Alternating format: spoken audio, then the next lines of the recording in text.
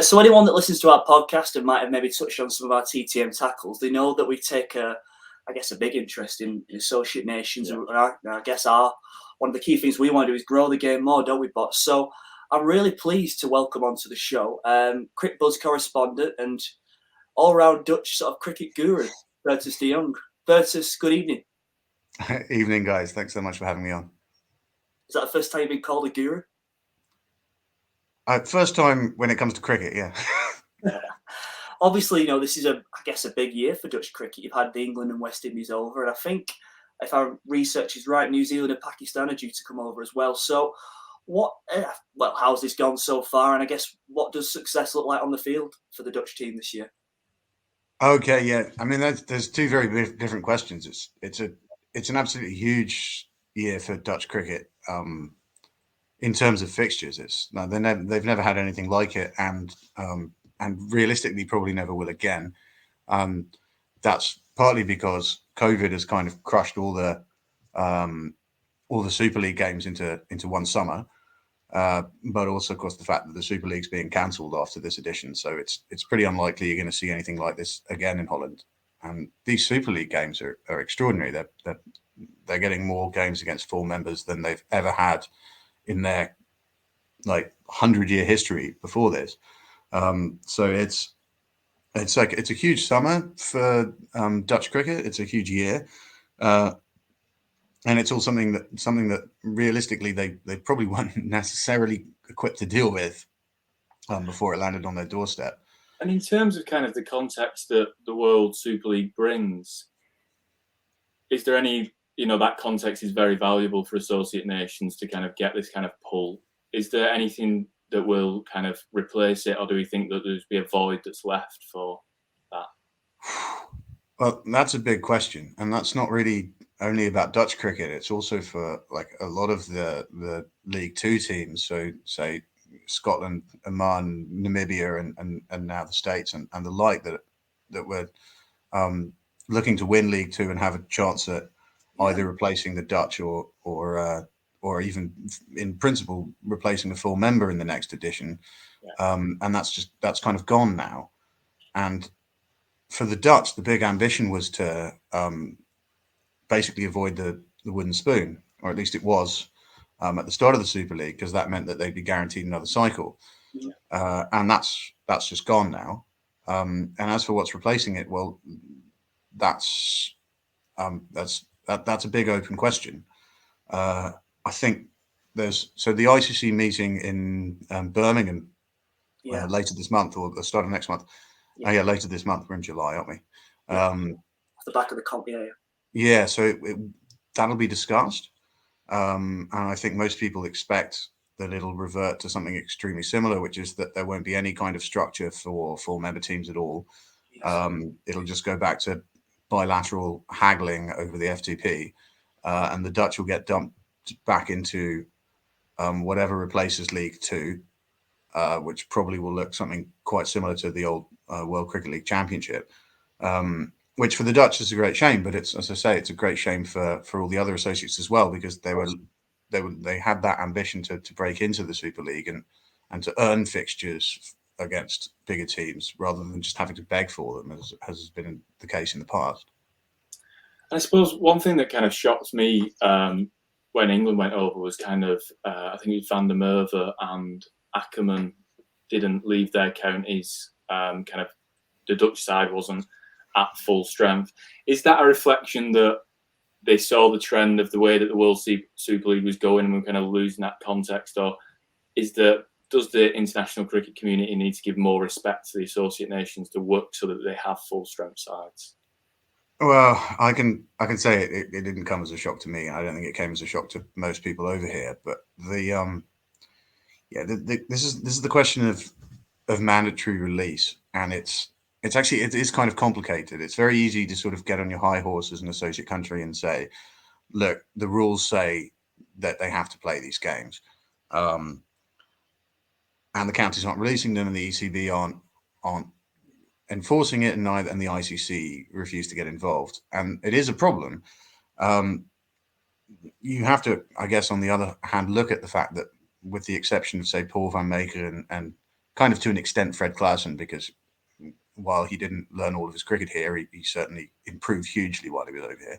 Yeah. The Dutch didn't really produce a lot of these guys, and they can't afford to pay them a salary, which is, I mean, that's a product of a far larger question, which has to do with the way that money works in international cricket, and also the fact that cricket is a fringe sport here, which has not been financially sort of self-sustaining more or less ever. So yeah, it's unfortunate. The ICC and the ECB are on the record of both saying that they would, that they stand behind the idea of mandatory release and that they would put pressure on counties, and they don't do that at all. They don't put any kind of pressure on counties, and they absolutely refuse to get involved. But it doesn't change the fact that if a county player gets called up to play for England, the county are financially compensated. And if a player is called up to play for the Netherlands, they're not, and the KNCB aren't really in a position to do that. And if the ICC want their competitions, and the Super League is in principle an ICC competition, or at least under the auspices of the ICC, if they want those competitions taken seriously, then they kind of have to pony up for it. Because, or at the very least, get involved, because if the KNCB can't do this on their own, if you're having a three-way negotiation between a county who is a player's employer and the player who is an employee of that county, and the KNCB, who are a third party who basically just come cap in hand saying, come on, that's only ever going to go one way. And I don't think that necessarily the problem is with the counties or with the players. The problem is the way that it's structurally set up, and the fact that the ICC really aren't equipped or particularly motivated, it seems, to fight for their own competitions. And it might seem like a, I don't know, naive and simple solution, but kind of a central pot that could subsidise associate nations. Has that ever been talked about with a credible lens to it? Well, I mean, if you look at how the ICC revenues were divvied up before 2014, the ICC had a lot more control over their own finances prior to what was then called the Big Three takeover. And there's been a lot of back and forth since that 2014 thing, but the outcome essentially has been that the development budget has effectively been scrapped, at least as a ring-fenced budget. So the ICC development pathway competitions, everything has to go through the Finance and Commercial Affairs Committee now. And the associates budget, as a proportion of the revenue surplus that the ICC holds over from the World Cups and the like, has continued to get smaller and smaller, because as full members like predominantly the ECB and Cricket Australia and the BCCI have taken ever larger chunks out of the ICC's operating budget and the development budget and the proportion of the budget that was allocated to associate nations. Now, that's kind of also sort of a different question to whether or not you should be subsidizing either player salaries or at least sort of match fees or compensating buying players out of domestic competition for ICC competitions. But again, that money has to come from somewhere. And the rational thing to do would be to take that money from the revenue that the ICC generates from World Cups, from global events, because these are feeder competitions for those global events. Of course, But the ICC doesn't, or at least when I say the ICC, I mean the staff at the ICC that work in Dubai, rather than the ICC board, which is made up of full member representatives. They don't actually have that kind of discretion anymore. So it's almost a structural problem, which I don't think we're going to solve on this podcast. But this has to do with the way that cricket is run as a global game, which is more or less that it doesn't really have a governing body. It just kind of has a members club. No. It's important that I think we share that with obviously the English audience, especially that probably, don't have access to this kind of information and the challenges obviously that Dutch cricket faces. I guess looking at a positive note, and we've seen on Sky, the recent events, a lot of people seem to be enjoying themselves. Did the fact that, I guess the world champions in ODI cricket, England, came over, and it was the short, I guess, proximity where the country is situated, did that generate quite a lot of local interest? Were the local Dutch quite bought into this? Did you see more people perhaps. Oh yeah, no, absolutely, and also it's got nothing to do with the fact that England happened to be world champions at the time. England could have been bottom of the pile, and they still would have been the team that the Dutch would have wanted to see. The history, the Dutch have always kind of measured themselves against England in the way that they play cricket, and that's been the case for, well, since the mid 19th century almost. That cricket in this country has always been an Anglophile thing. It's really stayed that way, unlike sort of football and hockey that came over around the same time and were also sort of English imports, and they've become very Dutch. Cricket has, certainly until at least halfway through the 20th century, was still seen as a kind of eccentric Anglophile thing to do. And that's changing a bit now, but the established cricket community here for England was absolutely the headliner of the summer. And the fact that England happened to be the best white ball team in the world right now, and arguably on the kind of tracks that the Dutch weirdly served up to them for no reason, probably the best white ball team that's ever existed. It doesn't actually matter. Like England are, and this is one of these things that nobody really realizes. Nobody cheers for England outside of England in the whole cricket world if they're watching a neutral game, with one exception, and that exception is the Dutch. Is it really? Yeah. Like you're watching. If you have the test on, you have the Ashes on in the clubhouse in the Netherlands. Yeah, it's very rare that anyone. And if it's someone's cheering for Australia, it's probably an overseas pro. Right. That's kind of good to know, isn't it? Those are a little bit of confidence. Someone actually likes us. Yeah. And what was the kind of split? I mean, I knew a lot of people that went over. Obviously, you can get a short flight, can't you, from most UK airports? But what kind of split did we see in the ground? I know I tweeted you about the West Indies series, and you tweeted back saying, when I asked you how the crowd was, I think you tweeted back saying, "Lol, no," as if to say there was no one there. Yeah. I guess, were you encouraged by sort of like the local interest in terms of ticket sales? Yeah, I mean, the West Indies series really kind of suffered a bit from support act syndrome. Like, if there was a normal Dutch summer, the West Indies having a tour would be absolutely the highlight. Yeah. And I think you would have seen a lot more in terms of locals coming out. But I think that tickets are a lot more expensive than the local crowds are used to. I think a lot of people budgeted and they were like, well, if we're going to see anyone, we're going to see England. So the local turnout, the West Indies, was fairly disappointing, I think, from a KNCB perspective. Although it must be said that organisationally, there was also very little promotion done for the West Indies series. There was everything was focused on this English series, and that West Indies series, which was really also a huge opportunity, I feel kind of got neglected. It kind of got lost in all the hype. And I mean, in terms of the England series, the turnout, it's a bit hard to gauge. Especially because Tim DeLader managed to sell so many orange hats he was the only one selling floppy hats. So I think there were quite a lot of Barmy Army guys wearing orange hats as well. But I'd say that a good 20, maybe 25% of the crowd on the weekend games were locals. But again, they tend to get drowned out by the Barmy Army. The Barmy Army are over. They make their presence felt. And kind of, we were talking to Tim Wigmore last week around kind of the Barmy Army strength of getting round to all the nations that they tour, and kind of injecting some money into those kind of cricketing boards. What impact will this have for the Dutch board, Barmy Army going over? Is this a tool that we could see, even just if it's a bilateral one, just to get some money into an associate nation? Is there any chance of that? Well, I think this is the England series. That I want to say the KNCB, but actually it's not the KNCB. It's the limited liability company they set up, Cricket Netherlands BV, will have turned a profit. The tickets were about 60 a head. You were seeing more than 5,000 people in the stands for all the games, so they will have made money on that. Probably, actually, that will wipe out a lot of the costs for the rest of the summer, and certainly the Ireland series, which is the only home series they had outside this summer, would have lost a lot of money. The West Indies series, I imagine, will have lost some money. Pakistan, I think, hopefully you'd expect to get some money back from there as well.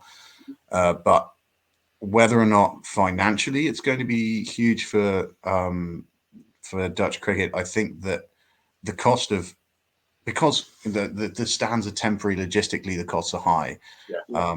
I'm not sure that they've done quite as much as they could have done in terms of sponsorship and TV rights. Notably, these games weren't on Dutch TV. Right. So whether or not you'll end up coming out ahead after the whole Super League is done and dusted, I think the effect's frankly going to be marginal. But a lot of it's just because for the Dutch, this is a huge learning process. They set up like a completely different administrative and logistical kind of system to deal with these games.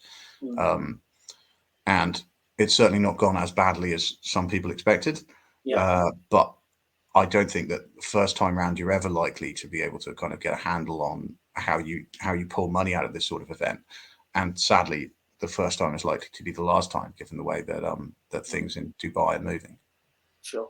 I guess from your own view, Bertus, I mean, what does success look like in the next 5 to 10 years for Dutch cricket? I know you've talked about a lot of the challenges you're going to face, being the size of the cricket board you are, but what would be success for you in that timescale?